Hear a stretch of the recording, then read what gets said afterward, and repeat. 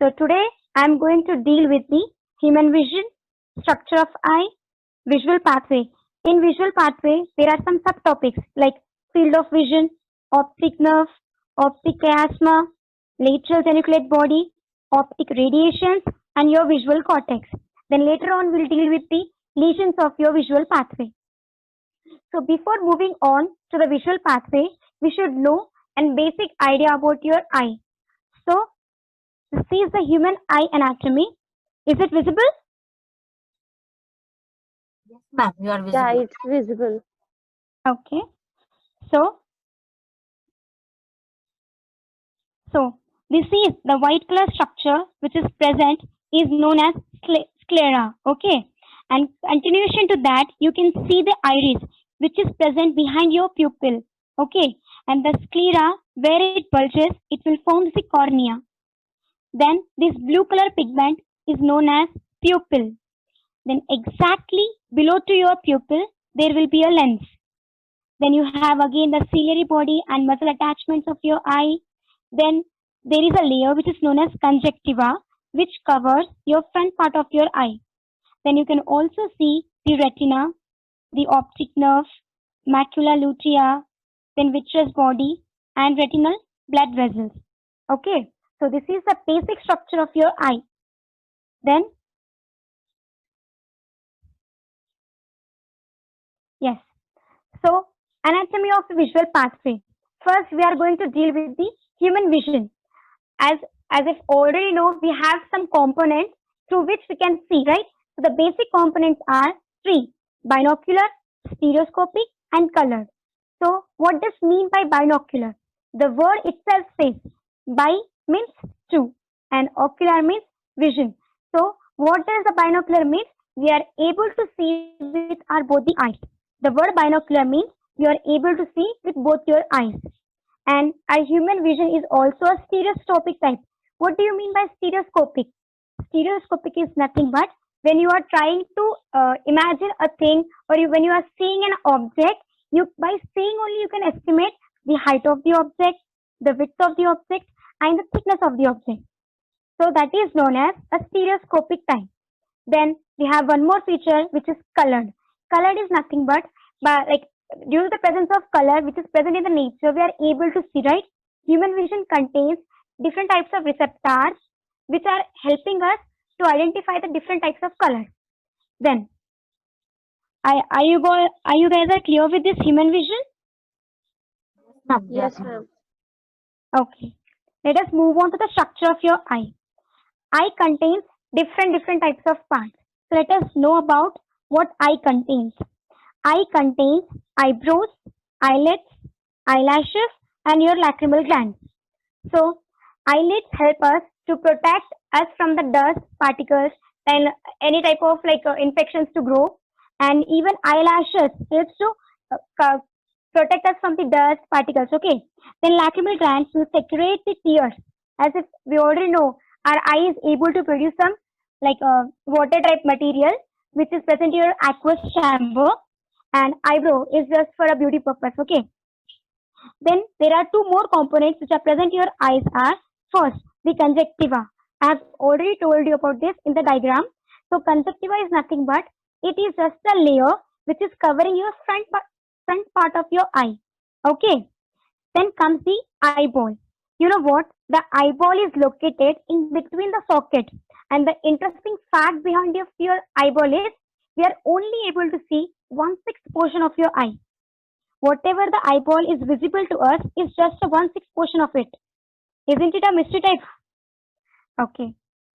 Then we can move on to the layers of the eye. We have three layers in your eye: sclera, choroid layer, and retina. Okay. So, sclera. Sclera is nothing but it is outermost thick layer which is non-elastic in nature and white color. As I have already shown you the image in which it is present in a white color, right? So it is white color, fibrous, and non-elastic in nature. And the area where the sclera bulges, that area is named as cornea.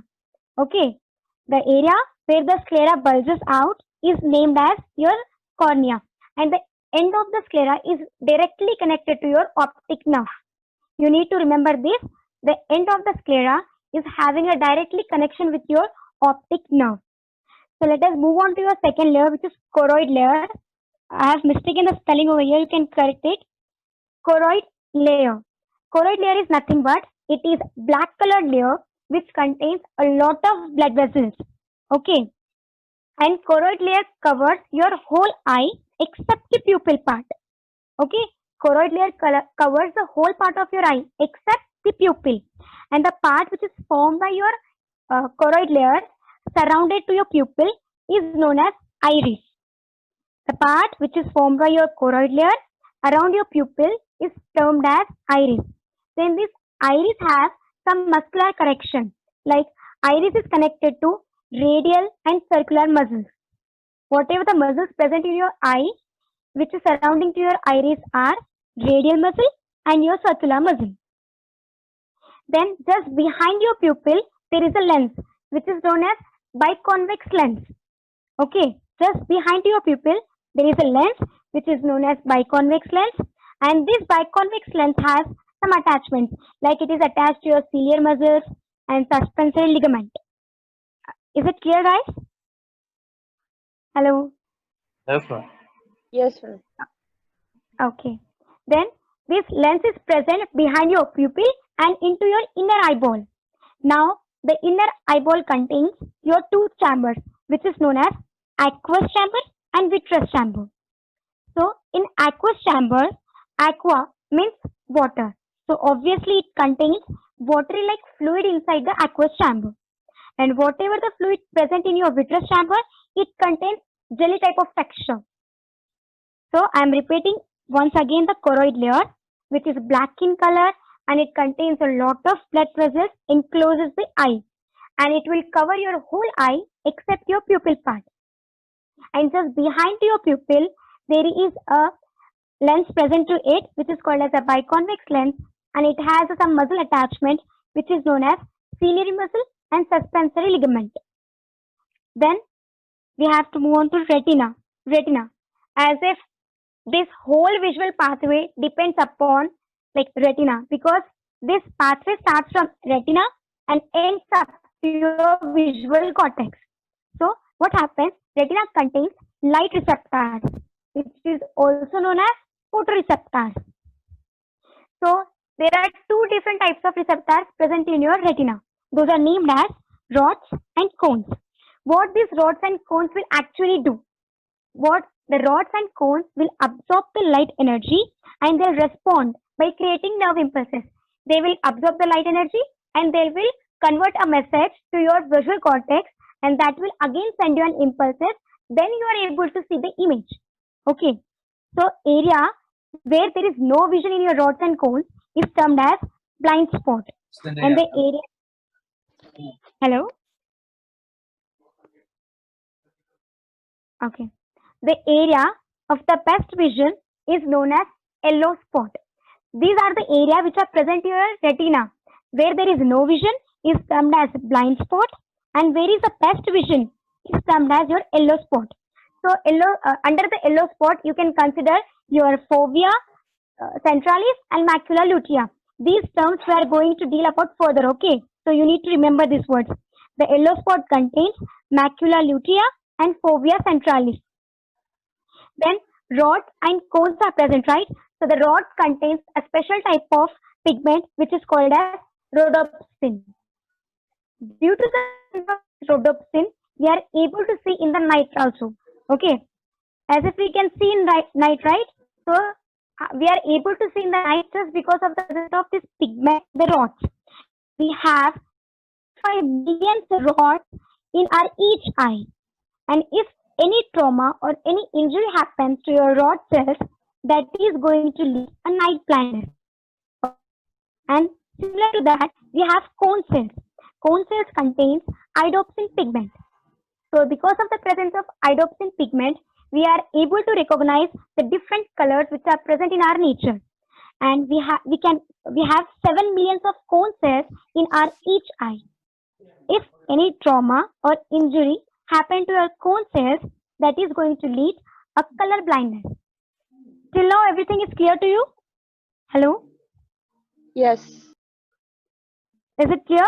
Yes, sure. Ma'am, it's clear. Am I So, am I going speed? Should I go a bit slow? No. Hello? No, ma'am, no need.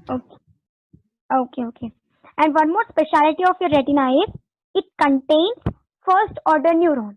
Means the retina contains bipolar cells. Those are named as first order neuron. In our upcoming topic like visual pathway, we are able to see the three neurons, first order neuron, second and third order neuron. So first order neurons are present in your retina and the second order neurons are present in your optic nerve, and you can see your third order neuron in lateral geniculate body. Okay. So yes. Now I just want to start this visual or optic pathway. So before going to it, I would like to tell something. Guys, it's just a complex topic, but I am trying my best to simplify it. So just listen, just pay attention and listen whatever I'm saying. If you understand what I'm saying by seeing this diagram, then no need to read for a theory part, okay? You'll be able to write with your own also, okay? So before starting visual pathway, let me ask some questions. Can anyone tell me what are the parts of eyes?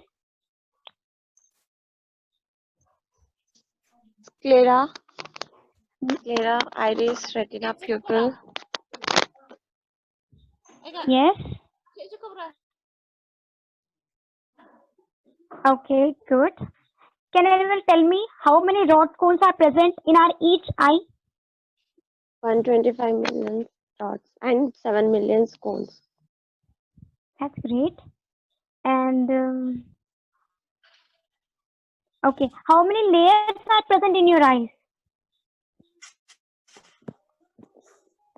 Hello. Hello कोई सुन रहा भी है क्या? Can you repeat the question, ma'am? How many layers are present in your eyes?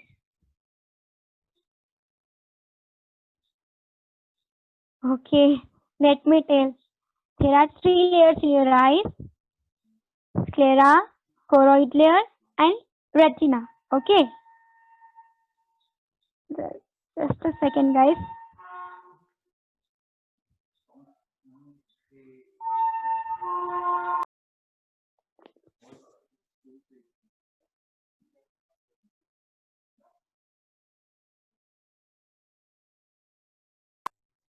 Okay, sorry for the disturbance. So, let us start our visual pathway. Visual pathway is called as optic pathway. So, guys, before going to your visual pathway, first I would like to cover the meridional divisions of your retina. So, just pay attention. Okay. Is this diagram is visible to all? Hello? Yes, ma'am. Yes, Okay. Okay. So just observe here. Suppose imagine this is your left eye and this is your right eye. So when you do fundoscopy, you are able to see the divisions of your retina, which comes under your meridional divisions of retina. So in this, what happens? We are dividing the retina into 4 parts. Okay. So first, let's just see this one. This is your left eye. In the center of your left eye, there is a black color dot, which is named as fovea centralis. Okay. And this fovea centralis is covered by macula lutea. Is it clear, guys? Yes, ma'am. Hello. Yes, ma'am, it is clear. Okay. So, as if you already know, hello. Okay. So, in between our 2 eyes, there is a nose, right? So, whatever the parts which are present near to your nose comes under your nasal. You need to term it as nasal. So, I have told you the meridional division of retina contains 4 parts of your each retina. So, this is like you have to call it as upper part, lower part, upper part, lower part, right? Then the parts which are closer to your nasal part means nose. You have to name it as nasal. And we are taking it as half. Half means hemi. So you need to name it as upper nasal hemiretine, lower nasal hemiretine. Then same this side also, upper nasal hemiretine and the lower nasal hemiretine. Yes, to the medial side of our eyes we contain nose, so that's why we are pronouncing it as nasal. And to the lateral border of your eyes we have a temporal bone. So how will term it, guys? We need to term it as upper temporal hemiretine, lower temporal hemiretine. Is it clear, guys? Hello? Yes, ma'am. It's clear. Is it clear or should I repeat it once? It's clear, ma'am. Okay, that's great then. So let's just happily move on to our visual optic pathway. So, yes, imagine this as your left eye and this is as your right eye. In previous diagram, we have taken 4 parts, right? 4 divisions, but we are taking only division. Okay, so let me clear once. This part is known as temporal. Part behind the T is termed as temporal, and the part below the N is known as nasal. Same here, the nasal part, the temporal part. How we have named it? Nasal hemiretina, temporal hemiretina. Same here, nasal hemiretina and the temporal hemiretina. So as if pathway, we are showing the pathway, how the image is coming to us in front of our eyes, right? So when we are trying to see something or we are trying to focus on an object, the area between your eyes and your object, the area between this eye and object is termed as visual field. So this is nothing but your visual field. This is your left eye visual field and this is your right eye visual field. Okay. So again, this visual field is divided into 2 types, which is same, temporal field and nasal field. Nasal field and temporal field. Can anyone tell me why we are saying this as a nasal field? Because Hello? it's close to nose. It's close to nose. Exactly. Okay. Then, so as the image seen in your comes in your nasal part of your vision field, that what happens here, it will follow a vision crossed sensation. It will follow vision cross sensation. Means what happening here, the whatever the impulse is taken by your nasal part, that is going to strike in your temporal hemiretine. Okay, from your nasal to temporal hemiretine. And what happened here, same vice versa, whatever the fibers or whatever the impulse is taken by your temporal part, that will go and strike into your nasal hemiretine. I am repeating once again, the image whatever seen in your nasal part, that will go and strike into your temporal part, which is called as temporal hemiretine. And whatever the vision is seen by your temporal part, that will go and strike in your nasal hemiretine. Now, from the there is a fibers, right? In your eyes you have a fibers. From now the fibers will go downwards. So there is an optic nerve. I have already mentioned to that. Sclera contains, at the end of the sclera, optic nerve is directly connected, right? So this is nothing but your optic nerve. This part, whatever you are seeing, is termed as your optic nerve. Okay. So what happens here? You just need to remember one thing. Always the nasal fibers, always you should remember that your nasal fibers will cross and your temporal fibers will go straight along a line ahead. Okay, they won't get crossed. The nasal fiber always cross and enters into your contralateral eye, and the temporal fibers, they will go into the same ipsilateral side of your eye. Okay, so whatever the fibers of nasal you are seeing, they will go down and they will enter into your lateral geniculate body of your contralateral eye. Is it clear, guys? Yeah, Yes, ma'am, ma'am, it's it's clear. clear. Just can you tell me Okay. again for a brief explanation, ma'am? Okay, I'll repeat. So, the image impulses from your nasal part will enter into your temporal hemiretinae, and say from your temporal part, temporal vision field, it will enter into your nasal hemiretinae. From here, the nasal fibers, they will pass and go into your contralateral side of your lateral geniculate body, which is shown here, right? And your temporal fibers, they will go straight line ahead and enters into your ipsilateral, means the same side of your eye, ipsilateral of lateral geniculate body. So these parts are nothing but your lateral geniculate body. So let me tell you one thing once again. This is your vision field. This is your right eye, your optic nerve. This is your lateral geniculate body. So this nasal fiber went to contralateral side. So same happens over your right side also. So from the nasal fibers of your right side, they will enter into your left side lateral geniculate body. So the point at where the two nasal fibers are crossing each other is termed as your optic chiasma. The point where your two nasal fibers crossing each other is termed as your optic chiasma. Is it clear, guys? Yes, Hello. Yeah, ma'am. it's clear. Yes, ma'am, it's clear. Okay. So this part is considered as your optic nerve. This part is considered as your optic chiasma, and the point from your optic chiasma to the lateral geniculate body is termed as optic tract. Okay. Now we have a small story of your lateral geniculate body, that it contains your 6 layers. Lateral geniculate body contains your 6 layers. So as it contains 6 layers, it will give 3 layers to ipsilateral fibers and 3 layers to contralateral fibers. So what happened here? The lateral geniculate body gives 2, 3 and 5. I am repeating again. Layer number 2, 3 and 5 are given to the ipsilateral fiber. Means ipsilateral fiber contains the geniculate body 2, 3, 5 layers. Okay. Yeah. Then whatever the remaining layers like 1, 4, 6. These fibers.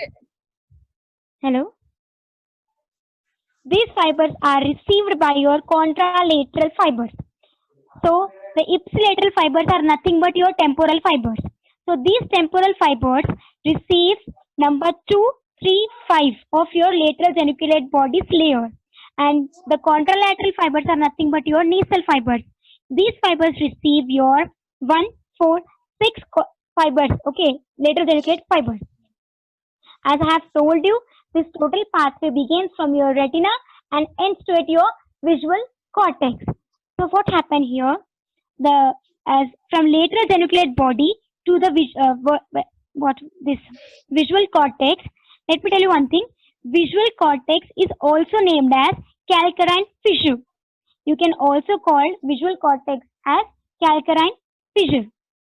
Okay. So between the lateral geniculate body and calcarine fissure, you have two bank of fibers, upper bank of fibers and your lower bank of fibers. So this thing which is broadened, you are seeing, is known as upper bank of fibers, and this is which is loop around upper bank of fibers is termed as your lower bank of fibers. As these fibers are traveling from your lateral geniculate body to your calcarine fissure, so we can also call it as geniculocalcarine fissure fibers. Is it clear, guys? Hello. Yes, ma'am, it is clear. Yeah, ma'am. It's clear. Okay. So what happened here? This upper bank of fibers are larger and this lower bank of fibers are a bit smaller than the upper one. And what happening here? This lower bank of fibers, they are looping, they are winding upon the your upper bank of fibers. So this looping is termed as your Mayer's loop. Is it clear? This is termed as your Mayer's loop. So what happened? The impulse is taken by your nasal side and is given to your retina. From retina, the fibers goes down along and they enter into the lateral geniculate body. From lateral geniculate body, they will pass to your geniculocalcarine fissure, and finally they enters into your calcarine fissure, which is also called as visual cortex. This visual cortex lies in your occipital lobe, posterior to your occipital lobe. Okay, and what happens here, as we have division of your fibers from here, right? Nasal will go into contralateral side and temporal will go into your ipsilateral side. What happens here, from your 100%, imagine from your 100% of fibers, 90% of fibers, they will go and enter into your lateral geniculate body, but 10% of fibers here in the cell, like where the optic chiasma is forming, just beside to it, there is a midbrain and your hippocampus. So 10% of your fibers will enter into that hippocampus and your midbrain. There is another theory about it, which I have already by the Simran Kaur. Okay. So is it clear, guys, to all? Any doubt? Ma'am. Yes. Clear? Is it clear? Okay. It's clear, ma'am. Okay. So, yes. So, our visual pathway contains 6 layers, which I have already told you, which is field of vision. We are dealt with it, Ma'am. and hello? Ma'am, Yes? whatever you have explained in the diagram, it is written here, ma'am. Yes, exactly. If you got the diagram, then no need to learn this theory part. Okay? Okay, ma'am. Thank you. If you understand the concept, then you can write with your own also. Okay, ma'am. Okay? So, let me tell you one thing. This is like, we have dealt with your field of vision, optic nerve, optic chiasma, optic tract, lateral geniculate body, optic radiations, and one more thing. These fibers from like lateral geniculate body to the this calcarine fissure, these are also termed as optic radiations. Okay. What we have seen in the field of vision, we have seen that there is a 4 parts of your retina, which is upper temporal, lower temporal, upper nasal, and your lower nasal.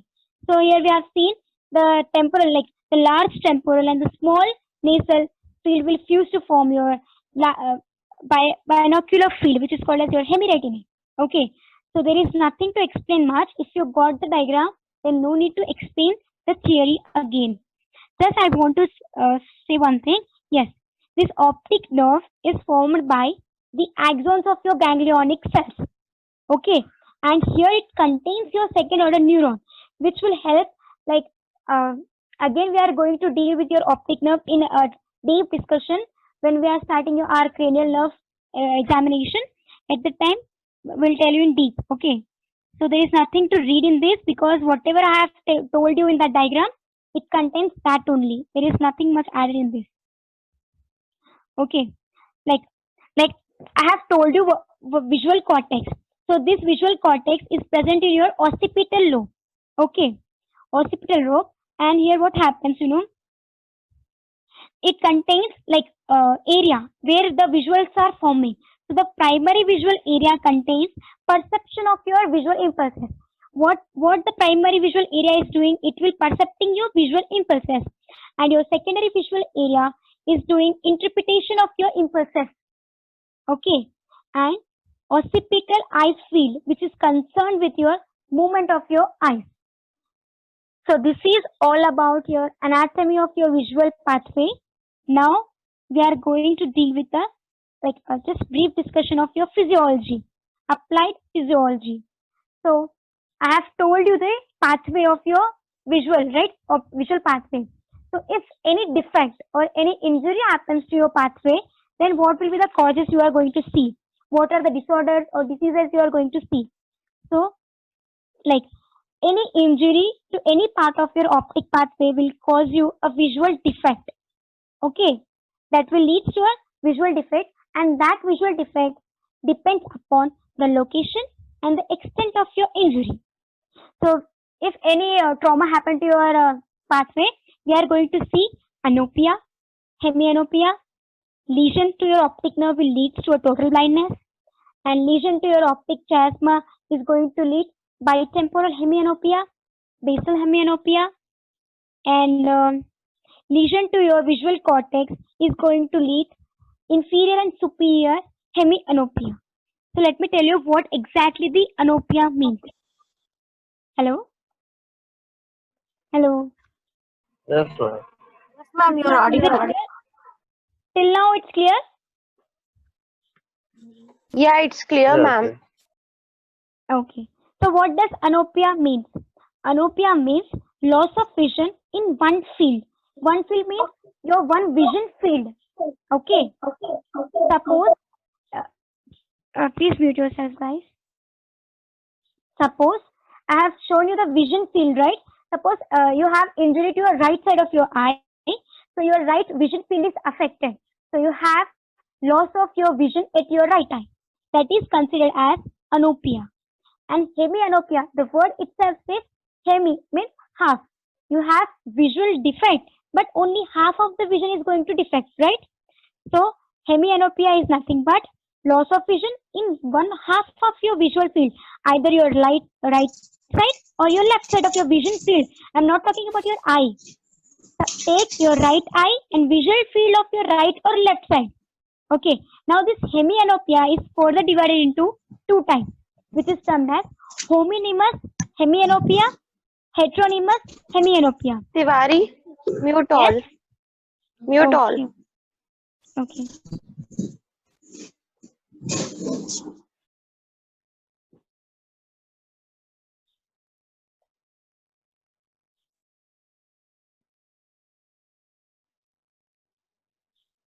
Yes.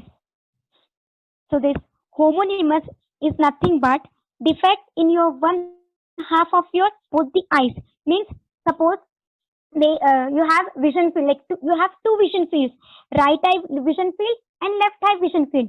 If you are getting any defect in your right side of your nasal part of your vision field, that will have the same effect on your left eye also. Means you have defect on your both nasal parts of your vision field. That is termed as homonymous hemianopia. And heteronymous hemianopia is nothing but you have defect in hetero, means different. So suppose if you have defect in your nasal part of your left vision field, then you can see a temporal part of defect in your right vision field. Okay, so these are the conditions which are you seeing into your pathology, like in your physiology, exactly, sorry, in your physiology of your visual pathway. So if directly any lesion happened to your optic nerve, that will lead to a total blindness. Means you are not able to see anything. You have a total blindness, or you can sometimes see anopia also. Yes, guys. So I'm done with my topic today. For today, it's over. So let me ask you some questions.